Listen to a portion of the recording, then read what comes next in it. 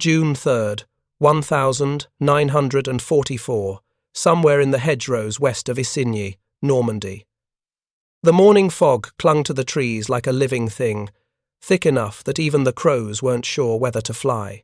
American tanks idled quietly in a muddy orchard, their engines rumbling like a pack of restless animals. Mechanics rushed between them, tightening tracks, slamming engine hatches shut, and checking radio sets that had gone haywire after last night's rain. The entire 743rd Tank Battalion was preparing for their first major engagement since landing on Omaha Beach just 2 days earlier. But all eyes kept drifting to one particular Sherman, the one everyone whispered about. It was an M4A1 Sherman by designation, but anyone with eyes could tell it wasn't standard. Along the turret and hull, welded plates protruded awkwardly at strange angles, forming an irregular metal shell that looked more like a barn roof than tank armor. Before we jump back in, tell us where you're tuning in from, and if this story touches you, make sure you're subscribed because tomorrow I've saved something extra special for you. Thin, crude, and uneven, they covered the tank like handmade scales. Dozens of little wooden blocks and metal brackets stuck out around the hull. The crew joked they made the whole tank look like a porcupine. The men had named it Hedgehog. And the man responsible for its bizarre appearance, Staff Sergeant Daniel "Danny" Walker, stood on the turret roof, tightening a final bolt, while the battalion commander walked toward him with the exact same expression he'd worn for the past week, a mixture of confusion, irritation, and disbelief. Lieutenant Colonel Frank Collier stopped 3 feet from the tank, boots sinking into the mud. "Walker," he called out, his voice sharp. "Get down from there. We need to talk." Danny stepped down the turret side, wiping grease from his hands onto his already filthy uniform. He was a tall man, lean, with the kind of stubborn face that could annoy officers just by existing. He snapped a quick salute. "Yes, sir." Collier exhaled heavily through his nose. "I've been patient. I've given you some room because you're one of the best maintenance NCOs I've got. But this—" he jabbed a finger at the welded-on plates. "This is not regulation. This looks like a chicken coop mated with a tank." Some of the nearby mechanics chuckled. Danny didn't. "With respect, sir," Walker replied, "it's not supposed to look good. It's supposed to work." "Your crew filed modifications papers for this, and you went ahead before I signed them?" "We didn't have time, sir," Danny said simply. "The Tigers aren't waiting for paperwork." That shut down the muttering around them. Everyone knew the rumors Tiger battalions had been spotted shifting west toward the American breakout points. The mere name, Tiger, caused a subtle tightening of jaws, or the shifting of weight from one foot to the other. Men pretended they didn't fear the German heavy tanks, but they did. Everyone did. A Tiger was the kind of enemy you prayed someone else would encounter first. Collier's voice lowered. "You think that," he said, pointing again at the odd plates welded around the hull. "Will help you survive a Tiger?" Danny met his gaze. "Not survive, sir. Kill." That stopped the battalion commander cold. A few mechanics exchanged glances. The idea of killing a Tiger with a 75mm armed Sherman sounded like black comedy. "You might as well charge at one with a soup spoon." Collier crossed his arms. "Explain, quickly." Danny's voice became calm, almost detached, the voice of a man who had rehearsed this explanation in his head for months. "Sir, the problem with our Shermans isn't just armor or guns, it's how the armor reacts when it's hit. A Tiger using APCBC rounds makes our armor flake internally. Spalling kills the crew even if the round doesn't penetrate. So these angled plates," he tapped one with his wrench, "are spaced about 4 inches off the main hull. They cause premature detonation of German rounds before they reach our primary armor. Even if the outer plate cracks, it absorbs most of the spall." Collier frowned. "Okay, that explains the armor. But what are those ribs along the turret? Why does it look like a pile of scrap strapped to the hull?" Danny smiled faintly. "Those aren't armor, those are guides." "Guides?" Collier repeated. "Yes, sir. For heat rockets." Several mechanics froze. Collier blinked. "Walker, are you telling me you mounted bazookas to a Sherman?" Danny reached up and tapped one of the narrow metal boxes along the turret. Not mounted, sir. We rigged directional brackets to fire them electrically from inside the tank. The battalion commander stared. Walker went on. The Germans have Schürzen plates on their Panzer IVs. We built something similar, but instead of passive armour, ours contains an integrated anti-tank standoff system. If a Tiger tries to flank us or pushes too close, we fire a volley. 6 launch tubes, 5-degree spread, all firing M6 heat rockets simultaneously. Collier's mouth opened slightly. That's insane. Danny shrugged. So is fighting Tigers with 75mm guns, sir. A small crowd was forming now. Gunners, loaders, drivers, even an infantry squad taking a break from cleaning their rifles. Everyone wanted to hear the madman explain his invention. Collier took a long breath. You really think this will work? On a battlefield? Danny spoke quietly. I did the math, sir. I welded the brackets myself. I tested the circuits. We can fire all 6 rockets in under 1 second. At 50 yards, no Tiger can survive a simultaneous heat blast. Collier opened his mouth to argue, but an explosion in the distance cut him off. The orchard trembled. A second boom followed, closer this time. A runner sprinted toward them, helmet chinstrap flapping wildly. Colonel! German armour is moving through the hedgerows south of the road. They've spotted Baker Company. At least 3 Tigers. Maybe more. The orchard erupted with activity. Engines roared. Crewmen scrambled onto tanks. Radios crackled with overlapping orders. The smell of exhaust and churned mud filled the air. Collier grabbed Danny by the shoulder. We're deploying on the ridgeline. This conversation isn't over. Danny grinned. It might be over in 10 minutes, sir. One way or another. The battalion pushed out of the orchard and into the Normandy hedgerow maze. The terrain was a nightmare narrow farm lanes bordered by earthen walls and thick vegetation that could hide an entire platoon of tanks. Sherman crews cursed as branches scraped against their hulls. Infantry scouts fanned out ahead, moving in a crouch, listening more than looking. Hedgehog rumbled along third in column, its odd armour plates scraping leaves and branches. Inside, the crew buckled in. Corporal Nate Briggs, the gunner, slapped the side of the turret. If we die in this thing, I want it known for the record that I didn't weld a single one of these stupid plates. Private Eli Torres, the loader, grinned. We'll be famous. The world's first armoured suicide machine. Danny ignored them as he checked the electrical panel beside his seat, a crude switchboard he'd wired together using scavenged parts, salvaged junction boxes, and enough electrical tape to wrap a battleship. He flipped a switch. A row of red bulbs flickered to life. Rockets armed, he said. Lieutenant Harris, their commander, swallowed. Jesus, Walker. Let's hope we don't need them. We will, Danny said. They sent Tigers. The firefight began with a familiar, terrifying sound, the deep, lung-punching crack of an 88mm gun. The first shot ripped through a hedgerow 50 yards ahead, blowing a Sherman turret clean off. Flames spurted upward like a geyser. The column stopped instantly. Harris, what's the plan? Briggs hissed. The lieutenant was sweating heavily. We push left, that hedgerow turns toward the ridge. If we can flank, an 88mm round slammed into the embankment beside them, showering the tank with dirt and rocks. Driver, move! Harris yelled. Private Mark Dempsey threw the Sherman into gear, engine screaming as the tank lurched around the bend. And there it was.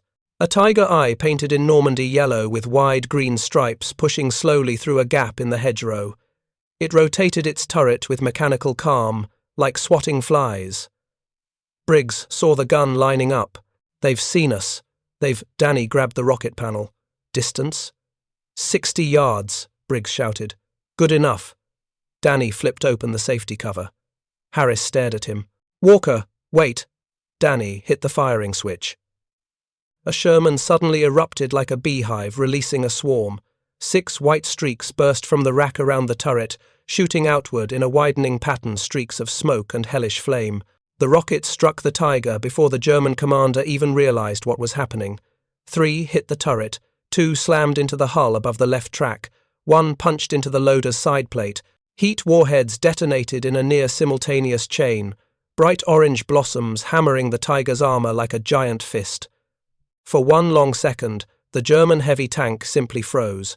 Then its turret burst open in a blinding blast. Flames shot upward, the turret ring split, and the Tiger toppled to the right as internal ammunition began to cook off. Harris whispered, "Holy hell!" The loader stared, mouth hanging open. It worked! It actually worked! But Danny wasn't smiling. "We're not done." Another explosion echoed deeper in the hedgerows, another Tiger. Radio chatter confirmed it. "Baker, 2 is gone. Tiger at the crossroads. We need support." Harris pointed left. "Driver, cut through the hedgerow gap now!" The Sherman smashed through tangled branches, rolling into a muddy pasture where smoke columns rose like funeral markers. Infantry were pinned in shallow ditches ahead. Machine gun fire tore across the field, and a second Tiger sat hull down behind a low stone wall, its 88mm gun pivoting toward American positions. Danny's eyes narrowed. "Range? 40 yards!" Briggs yelled. Danny didn't hesitate. He slammed the firing switch again. 4 rockets this time. The angle was bad. 2 glanced off the stone wall, but the other 2 hit the Tiger squarely across the turret. The Tiger's commander ducked too late. 1 warhead detonated on the cupola, blasting it open like a tin can. Flames curled out instantly. Briggs shouted, "Turret fire! That one's done!" 2 Tigers destroyed in under a minute, and the battlefield knew it. American infantry surged forward. German troops hesitated, then began falling back in panic. But the celebration was short-lived. A third Tiger burst from a hedgerow gap, moving fast, far too fast, closing the distance with terrifying intent. "Walker, we're too close!" Harris shouted. "We don't need range," Danny muttered. "We just need angle." The Tiger's gun depressed toward them. Briggs screamed, "He's got us!" Danny fired. At 20 yards, the rockets barely had time to arm themselves. 3 struck the Tiger's mantlet. 1 ricocheted and detonated above the turret. 2 hit dead center on the glacis. The Tiger's front armor, the strongest on the battlefield, glowed orange for a split second, then split open. The explosion that followed sent a shockwave rolling through the pasture. Harris covered his face. 3 Tigers. 3! In under 10 minutes. Danny finally allowed himself a grin. "I told you it wasn't supposed to. Look good." The battlefield quieted. Then new radio chatter erupted, fearful, urgent. "Enemy armor pulling back. They think we have a new anti-tank weapon. German units are falling back east." Danny sat back in his seat, heart pounding, sweat dripping. He whispered, "They're running from Hedgehog." And somewhere in the hedgerows, 2 more Tigers began repositioning, unaware that the strangest, ugliest Sherman in Normandy had just rewritten the battlefield. The volcanic winds shifted again, carrying with them a gritty haze that clung to every exposed surface. Lieutenant General Tadamichi Kuribayashi stood at the mouth of a half-completed tunnel, wiping volcanic dust from his eyelids as he surveyed the island that had been placed under his command. Iwo Jima Sulphur Island was small enough to march across in an hour, yet vast enough in its deadliness to swallow armies. Behind him, labourers, soldiers, engineers, even naval personnel swung pickaxes into the walls of soft ash and rolling black rock, carving out the underground world that would become Japan's final shield. The clang of metal on stone echoed across the hillside, mixing with the muffled rumble of distant surf. Kuribayashi inhaled deeply, ignoring the stinging sulphur. There would be no reinforcements. There would be no evacuation. This island was to be their tomb. But if he could shape this place correctly, if he could transform it from a cursed rock into a fortress, they could bleed the Americans so badly that the Empire might yet have time to breathe. He turned to the officers gathered around him, Colonel Chosaku Kaido of the 2nd Mixed Brigade, the taciturn and sharp-eyed Colonel Nishi of the Tank Corps, and a handful of naval officers whose uniforms were more dust brown than blue. "Gentlemen," Kuribayashi said softly, "we have work to do." None of them disagreed. From the moment he arrived, Kuribayashi had sensed that the island's earlier defensive plans were suicidal. The officers who had greeted him had proudly shown their beach fortifications, rows of trenches, concrete pillboxes, machine gun nests overlooking the shoreline, and exposed artillery pointing toward the sea. It was, he thought grimly, a perfect arrangement for a perfect massacre. The Americans would level the beaches within minutes. Then their flamethrower tanks would roll over whatever survived. He had seen enough in Hong Kong and Manchuria to know how futile frontal defenses were against modern American firepower. And so, on that sweltering afternoon, with dust swirling around his boots, he had issued the order that stunned every officer present. No one will defend the beaches. The silence after those words had been heavy, almost mutinous. Then, the protests began. But General, our orders. The Navy expects, if we abandon the beaches, the enemy will land unopposed. Kuribayashi lifted a. They will land, he replied. We cannot stop that, but we will decide where they die. He walked to the edge of a ridge and pointed toward Suribachi to the south, the looming cone of volcanic rock that dominated the horizon. Beneath its shadow lay thousands of tons of loose ash and hardened lava. It was a natural fortress waiting to be carved. Our battlefield, Kuribayashi continued, will be underground, not on the sand. Within a week, the island buzzed like an anthill. Nearly every available soldier, engineer, and labor unit formed rotating teams, digging day and night, lit only by dim lamps rationed carefully to conserve fuel. The heat inside the tunnels was suffocating, up to 60 degrees Celsius at times, and many men worked, stripped to their waist, sweat mixing with volcanic ash until their skin resembled charcoal. Kuribayashi stepped into one of the newly dug corridors, running a hand along its still rough walls. The air shimmered with heat. The sound of hacking tools carried on the stale breeze. Make this section 3 meters deeper, he said. We will run power lines through here. One of the engineers blinked in confusion. General, electricity? Underground? Yes, Kuribayashi replied. We will have lights, communication lines, ventilation where possible. We will operate like a city beneath the earth. The men exchanged glances, wary, awed, exhausted. But they obeyed. More tunnels branched from the first. Machine gun chambers, artillery rooms, command posts, supply caches, infirmaries. Kilometre after kilometre of subterranean arteries began to snake their way across the island, eventually stretching more than 18 miles in total. Colonel Kaido could only marvel. General, this is unprecedented. Kuribayashi gave a faint smile. When the Americans come, they will not find an enemy. And then they will ask, where are the Japanese? And we will answer. He tapped the tunnel wall, from below. Every night, sometimes past midnight, Kuribayashi walked the tunnels alone. Officers offered to accompany him, but he always refused. He wanted to see everything, the construction progress, the morale of the men, the condition of the sick and wounded. He wanted to look into their eyes, hear their complaints, feel their fears. It was the duty of a commander, he believed, to stand with his soldiers, not above them. What he saw was both inspiring and heartbreaking. Troops slept on dirt floors, wrapped in thin blankets. Cooks rationed rice until a single bowl fed 3 men. Doctors amputated limbs by lamplight, with no anesthesia. Many soldiers had been fighting continuously in the Pacific since 1942. Their bodies were gaunt, their eyes sunken. Yet they worked, they dug, they obeyed.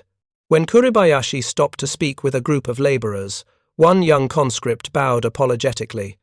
Forgive us, General. This section is progressing slowly. The rock here is too hard. Kuribayashi shook his head. No apology necessary. You are doing the Empire's hardest work. The boy's eyes widened. No general had ever spoken to him like that. Another soldier whispered after Kuribayashi left. He speaks to us like we matter. On the west side of the island, Colonel Baron Takeichi Nishi, Olympic gold medalist, aristocrat, and commander of the 26th Tank Regiment, stood beside a row of Type 97 Chiha tanks. Their turrets were covered in ash. Their engines had not run in weeks. Their tracks were half buried in volcanic dust. They were obsolete, hopelessly outmatched by the American Shermans. Nishi's executive officer kicked at a rusted track. General Kuribayashi wants them buried in the ground, used as bunkers? Nishi nodded. We have no fuel, no spare parts. Better to turn them into armored pillboxes. He climbed onto the hull of one tank, touching the metal fondly. He had once imagined dying in a glorious charge, tank guns blazing, banners flying. But Kuribayashi had convinced him otherwise. Baron Nishi, the general had told him privately, your tanks will not survive a minute above ground, but underground, they might kill hundreds. Now, under Nishi's supervision, work teams dug deep trenches, lowering the tanks until only their turrets remained exposed. Some were hidden behind rock, others were disguised with netting or volcanic stone. It was not a cavalry charge, it was not glorious, but it was necessary. Nishi exhaled softly. Honor changes shape in war, he murmured. In late December, Kuribayashi gathered all senior officers in a vast underground chamber lit by a dozen oil lamps. Shadows flickered across the walls, creating the illusion of movement like the island itself was breathing. On a wooden table lay the operation map. Every hill, ravine, tunnel, bunker, artillery angle, kill zone, fallback position. Kuribayashi spoke calmly. The Americans will land with overwhelming force. Ships, tanks, marines, aircraft. They will control the air. They will control the sea. We cannot stop them from landing. The room was dead silent. But we will remove their sense of confidence. He pointed to several fire lane intersections marked in red. We will not fire until the beaches are full, until their equipment is exposed, until their officers are giving orders, until confusion has begun to spread. Colonel Kaido swallowed. That may require immense discipline. Kuribayashi nodded. I expect nothing less. He continued.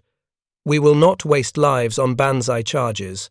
We will fight a battle of attrition, one that may last a month, 2 months, if we are fortunate. Some officers shifted uncomfortably. This was not the Imperial Army's way. But Japan's old ways, Kuribayashi knew, were already dead. They just hadn't been buried yet. Remember, he said quietly, every day we hold this island is one more day the mainland prepares for invasion. Every American we take with us is one fewer who will land on the shores of our homeland. Preparing and narrating this story took us a lot of time, so if you are enjoying it, like this video, it means a lot to us.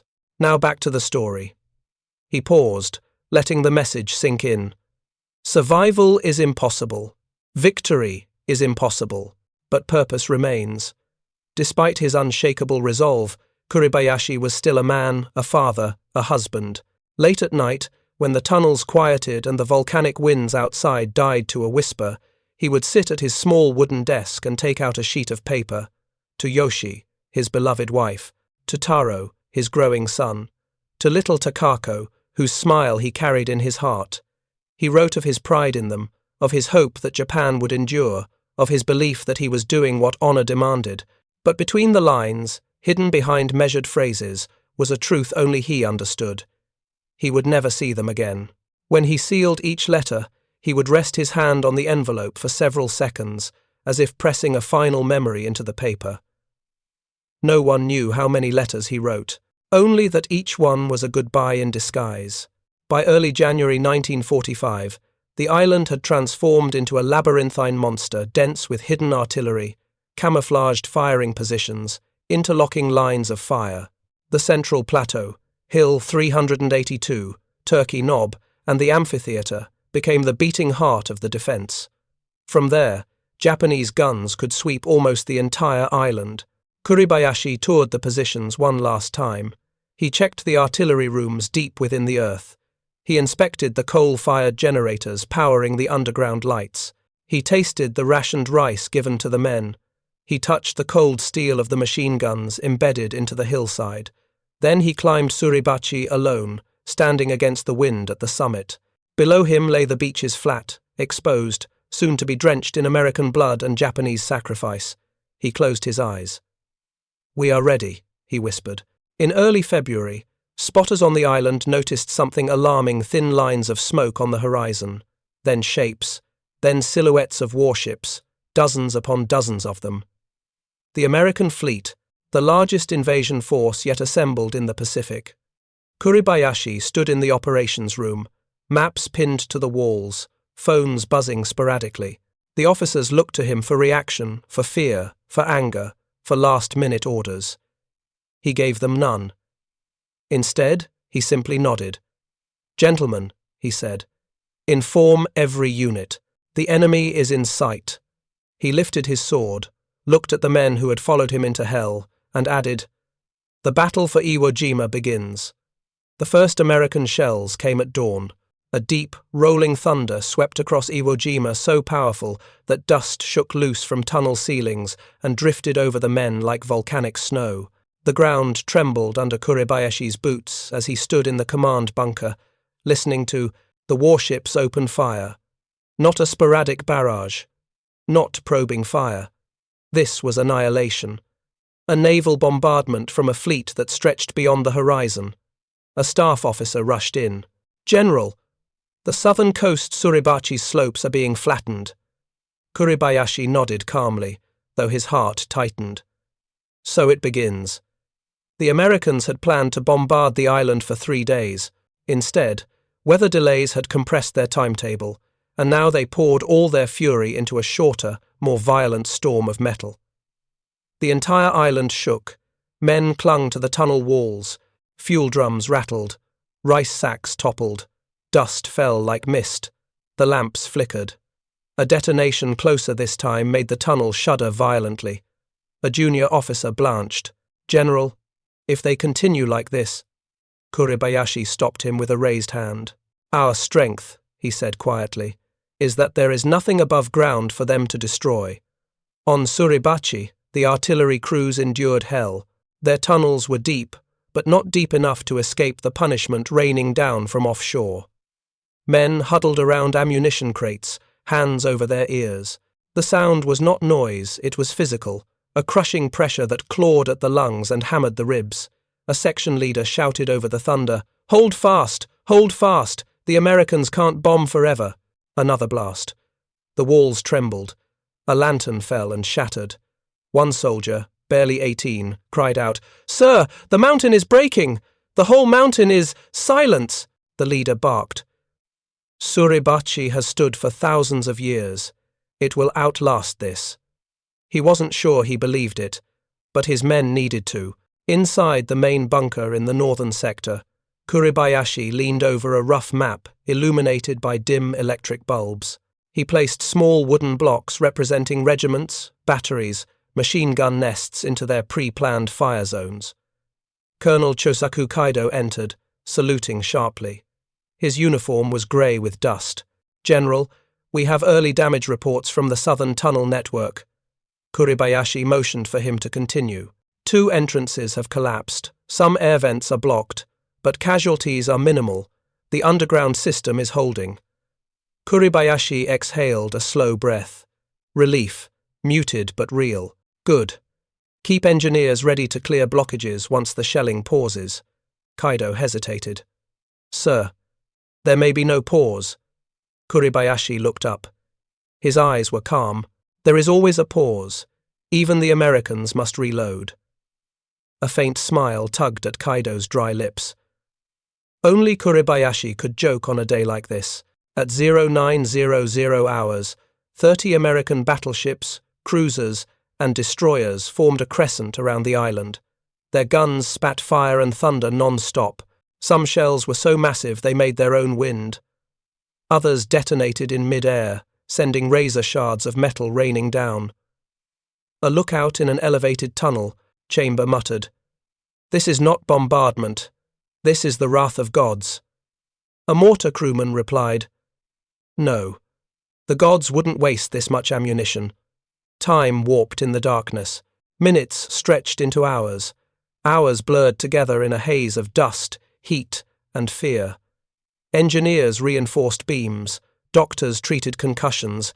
Officers moved from chamber to chamber, shouting encouragement. A private whispered to his friend, Do you think they know we're even alive down here? If they don't know today, they will know soon. Because none of the Japanese had fired a single shot. Not one. That silence, disciplined, absolute, was the core of Kuribayashi's strategy. The Americans would land believing the bombardment had wiped every defender from the earth, when, in truth, the Japanese were listening. Watching. Waiting. Colonel Nishi, coated in dust from the bombardment, crawled into his observation station carved into a mountainside. 2 of his tank officers joined him, sliding into position behind the narrow firing slit. "Sir," Lieutenant Kinoshita whispered, "our tanks, will any survive this?" Nishi peered out across the western beaches. Shells pounded the black sand, sending fountains of ash skyward. "The tanks were meant to survive guns," he murmured, "not the sea firing a mountain at us." Another shell hit the slope above them. Rocks thudded down like rain. Dust choked the air. Still, Nishi remained steady. "When the moment comes," he said, "buried or not, our guns will fire." Shortly after noon, the shelling slackened for the first time. Not silence, only a brief easing of the relentless thunder. Kuribayashi felt a vibration change in the ground beneath him. He stood, listening. "That is the rhythm of a fleet repositioning," he muttered. "They are shifting their angle of fire." Kaido approached, wiping grit from his eyes. "General, should we send teams to clear the blocked tunnels?" Kuribayashi nodded. "But keep them small, no more than 2 men per section. The next barrage may come at any moment." It did, but it was lighter, shorter, a harbinger of something else. At 1,500 hours, every man heard it even deep underground. A distant hum, rising, growing, swelling into a roar. Aircraft, hundreds. Kuribayashi walked briskly to the radio room. A breathless radio operator stood over a receiver, headphones pressed to both ears. "What do you hear?" the general asked. "Sir, American bombers. Dozens, maybe over 100, approaching from the east." The bunker shook as the first wave released its load. Then the second. Then the third. Bombs carved deep gouges into Suribachi, the plateau, the northern ridges. Some detonations were so powerful that they momentarily snuffed out lanterns inside the tunnels. A young officer whispered, "General, if this continues..." Kuribayashi cut him off gently. "It will continue until they believe nothing could have lived through it." Down in the deeper chambers, where the bombardment felt like distant thunder rather than immediate death, soldiers whispered to each other. One said, "Do you think they'll land today?"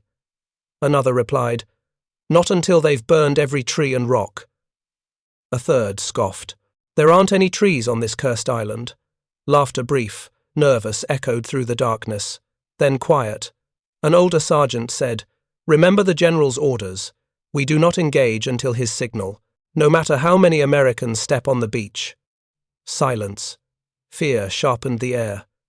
One of the youngest men, voice shaking, asked, "But, when the time comes, will we have the courage?"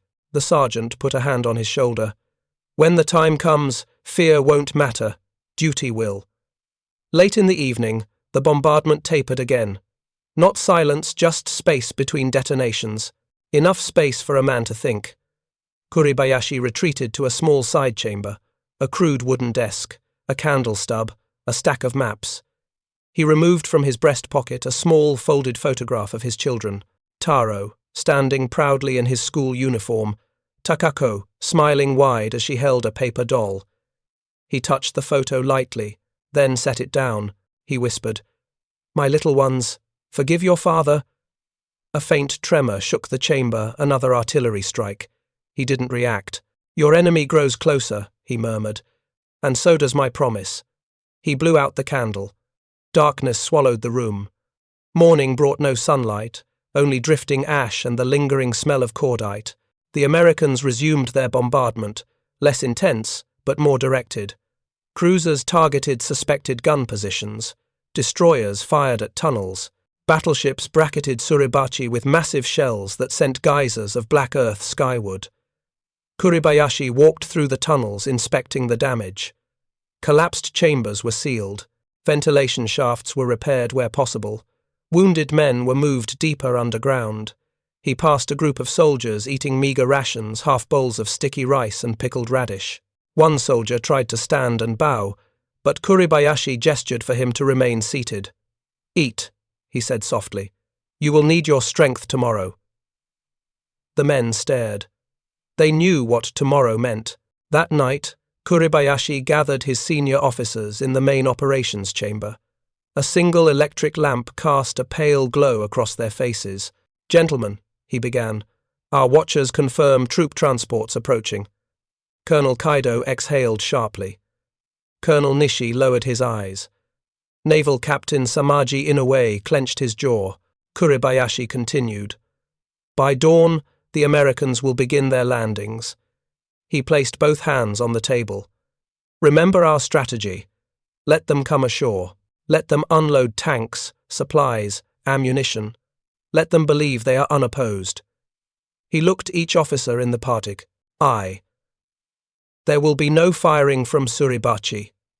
No firing from the beaches. No units are to reveal themselves until my order." A naval officer protested weakly. "Sir, the Navy's coastal batteries will remain silent." A tense silence followed. Then Colonel Nishi stepped forward, bowing deeply. "General, you entrusted us with this island. We will follow your plan, to the last man." Kuribayashi nodded. "That is all I ask." Across Iwo Jima, Japanese soldiers waited in the darkness. Some cleaned their rifles, some sharpened bayonets, some wrote final letters home, some prayed. Many simply sat in silence, listening to the distant hum of American engines and the occasional thud of naval guns. In the tunnels near Suribachi, a young soldier whispered to his friend, "Do you think they'll really walk right in?" "Just like that?" His friend shrugged. "If the general says they will, then they will." Farther north, officers laid out ammunition in neat piles. Mortar crews adjusted their firing angles. Machine gun nests checked their fields of fire. Tank turrets buried to their rims rotated slowly on creaking bearings. All awaited the same moment. Shortly before midnight, Kuribayashi set out alone, walking the main underground corridors one last time. Lantern light flickered across the walls, illuminating his shadow as it stretched behind him. He walked past sleeping soldiers, men curled on mats, rifles beside them, past engineers still repairing ventilation shafts, past officers mapping last-minute adjustments. When he reached a junction where 3 tunnels met, he stopped. The air was still. The stone around him was warm from the day's bombardment. He whispered to the island itself, "You will be remembered." Then he turned back toward the command post. The invasion would begin in a few hours. Just before dawn, the American fleet fell strangely silent. The shelling stopped. The bombing stopped. Only the sound of waves washing against the black sand remained. Japanese soldiers stirred in their underground chambers, confused. A corporal muttered, "Why have they stopped firing?" His captain answered flatly, "Because they think we're dead." He looked toward the ceiling, toward the beaches, and because they want to come ashore. At 0440, a runner approached Kuribayashi in the command room. "General," he said breathlessly. "Spotters confirm landing craft lowering into the water." Kuribayashi nodded. He stood before the map, before the lines he had drawn, the traps he had planned, the web of tunnels he had built. Then he spoke the words every man on Iwo Jima had awaited. "Inform all units. Hold your fire. Let the enemy land. Completely." He looked toward the ceiling, toward the distant sky, and when they are gathered, he clenched his fist. "We will strike from beneath the earth." Dawn broke reluctantly over the battered ridgeline, bleeding pale orange light across the Butov, shredded terrain, as though the sun itself hesitated to look upon what the night had done. Smoke lingered in the gullies like ghosts without names, drifting, curling, refusing to leave. The volcanic soil, black, abrasive, unforgiving, seemed to pulse with heat still rising from the buried tunnels beneath.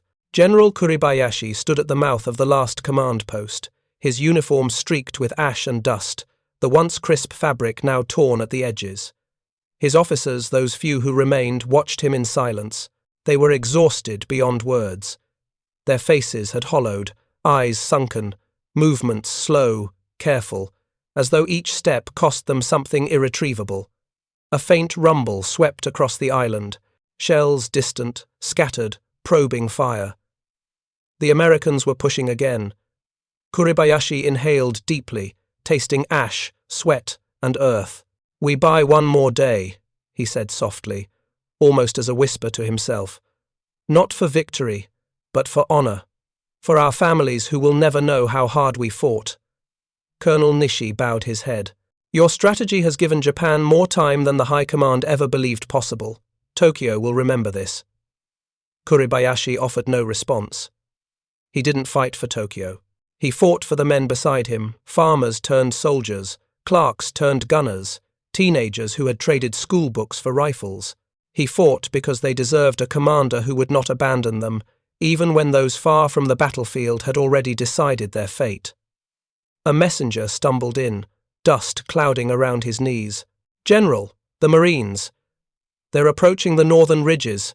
They've brought tanks this time." Kuribayashi nodded. "Prepare the last line of positions, and ready the demolition charges in the tunnel mouths. We will not let them breach our heart." "Yes, sir." The messenger sprinted off, boots smacking against hard-packed ash. For a moment, Kuribayashi watched him go young, gaunt, limping slightly on his right foot. The general knew he would never see home again. None of them would. The island had already claimed their futures. He turned back to Nishi. "Have the wounded been moved deeper?" "Yes. Those who can be moved. They have been." A pause. "And those who cannot?" Kuribayashi shut his eyes for a moment. Mercy was a luxury the battlefield did not afford. Above them, the first aircraft of the morning circled slow, predatory, methodical. The metallic hum vibrated through the air, a chilling reminder of the enemy's endless supply of machines, fuel, and manpower. Kuribayashi looked out toward the direction of Mount Suribachi, now crowned with faint smoke trails from battle. He could almost imagine the roar of American voices, the distant clatter of tracks grinding over broken earth. He felt the island shrinking around him, inch by inch. "General," Nishi said quietly, "what are your final orders?" "Their rifles break, until their bayonets bend, until their bodies can no longer rise. We will not surrender, but we will not waste lives in meaningless charges. We hold. We bleed them. We force them to remember that even on this small scrap of volcanic earth, we did not yield." Nishi bowed deeply, deeper than military protocol required. "It has been an honor." Kuribayashi placed a hand on his shoulder. "The honor is mine." Another shell landed nearby, shaking loose a cascade of dust from the tunnel ceiling. Shouts echoed from deeper inside. Orders, preparations, the final orchestration of a defense that could end only one way. Kuribayashi stepped outside, staring at the horizon slowly brightening with the indifferent glow of morning. The world beyond the island continued to turn cities awakening, children laughing, merchants opening their shops unaware of the small volcanic fortress where men prepared to die. He whispered into the wind, "Forgive us, and remember us." And with that, Lieutenant General Tadamichi Kuribayashi walked back into the tunnels, into the darkness, into the place where he would make his final stand, determined that if Japan would lose Iwo Jima, it would only be after the enemy paid for every grain of ash in blood. Up next, you've got two more standout stories right on your screen. If this one hit the mark, you won't want to pass these up. Just click and check them out. And don't forget to subscribe and turn on the notification bell so you don't miss any upload from us.